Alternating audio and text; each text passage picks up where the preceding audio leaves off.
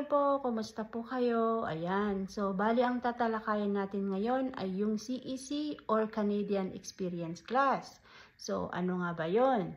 So yung CEC po, yun yung mga taong nagkatrabaho or nag-aral at nagkatrabaho dito sa Canada. At dapat po, ang work experience nila dito ay 0, 1, 2, 3. Pwede pong yung isa o dalawang, more than one NOC, pwede po yon. So po, naging permanent employed sila dito sa Canada. Dapat nag-gain sila ng 1 year experience or 1,560 hours or 30 hours per week. Ayan.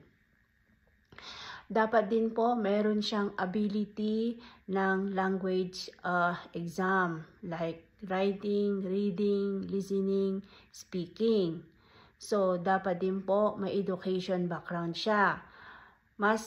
Hindi siya requirement yung education, pero mas maganda dahil may point system nga itong CEC. And then, admissibility din po, dapat wala po siyang criminal records or medical reason para ma-denied po yung kanyang application. And lastly po, dapat po meron siyang interest na mag-settle down kung saan man siya na-nominate na territory or ang province. Yun lang po. Salamat po.